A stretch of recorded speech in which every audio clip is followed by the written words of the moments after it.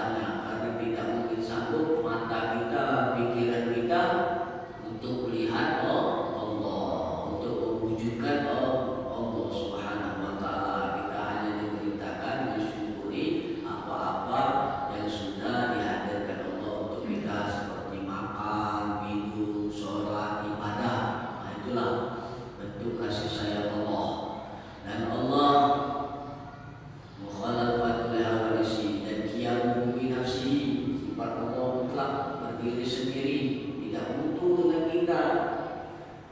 Sholat kita jadi tidak menambah kejayaan Allah, tidak menambah kemuliaan Allah. Kita berzikirlah banyak, memuji Allah, berselawat kita banyak-banyak.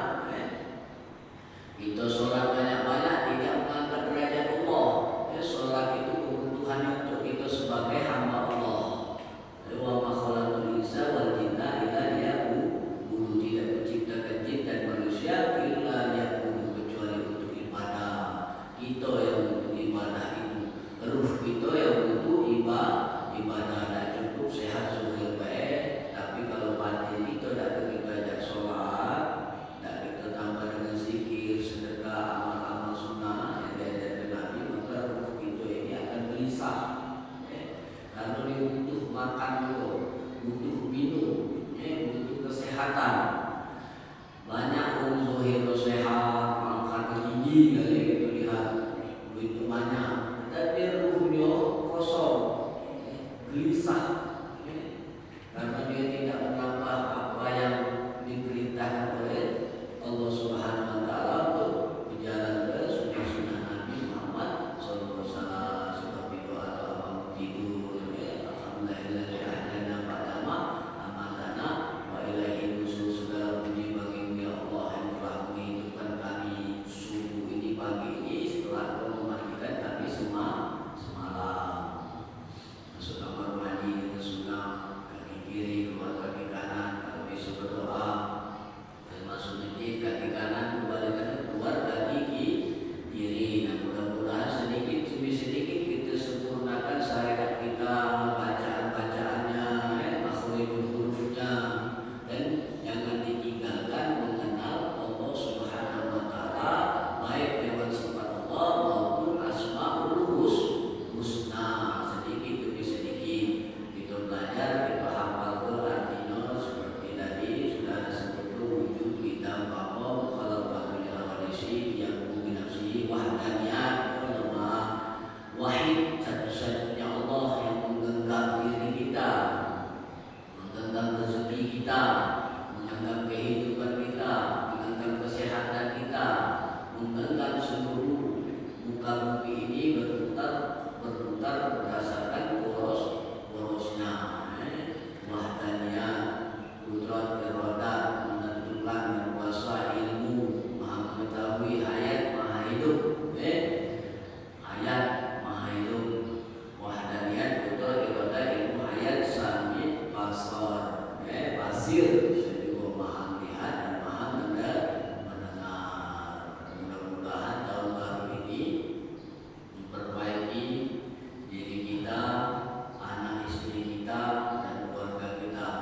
Tetapi fenomenanya kalau kita lihat, para jemaah sungguh yang berbahagia, tahun baru Islam yang memang produk Islam mestinya satu Muharram ini menjadi tahun baru Islam yang kita meriahkan, tetapi terjadi di Indonesia ini, terutama Islam terbesar di dunia, mereka memeriahkan ribuan orang di malam 1 Januari, dan kita bertobat kalau pernah terlibat di dalamnya. Nah, 1 Januari itu kalau kita tengok fenomena di Indonesia ini, ribuan manusia keluar pada malam saat itu, tahan malam itu, bersesak-sesakan, berjubel-jubel macet di Ampera terutama. Nah, dari daerah-daerah berkumpul malam 1 Januari, tak membuat kita berbahagia, senang. Lalu bagi ke surga, dapat surga, dan juga dapat rumah emas, apa nak dibagi kita juga keluar malam 1 Januari itu karena kebiasaan, bahwa kita tidak tahu bahwa 1 Januari itu adalah malam perayaan orang Yahudi. Dan sangat disayangkan semua ribuan manusia yang keluar itu, ada yang bawa istrinya, bawa anaknya, dan teman-temannya, sahabatnya untuk merayakan malam itu. Semuanya itu kebanyakan umatnya Nabi besar Muhammad Sallallahu Alaihi Wasallam. Dan barangkali kita pernah terlibat meminta ampun kepada Allah Subhanahu Wa Taala, dan ada ulama mengatakan malam 1 Januari itu adalah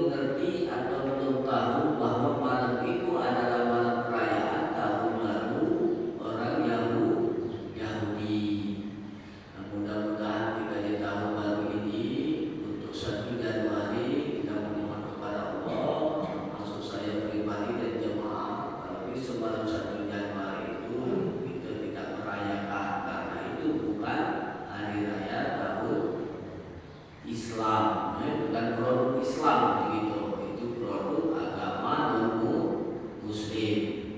Mudah-mudahan dengan memperingati tahun baru masih seminggu lagi ini, tahun baru Islam ini, kita bisa memperbaiki diri. Dan itu juga terjadi bukan saja di kota-kota terbesar di Indonesia ini, tetapi di pelosok-pelosok, di daerah-daerah. Kalau kita lihat pada 1 Januari itu mereka memeriahkan dengan slogan-slogan, dengan membuat patung-patung dan petasan-petasan yang sangat besar, dan itu sangat mubazir. Dan itu diabadikan pas pukul jam 12 malam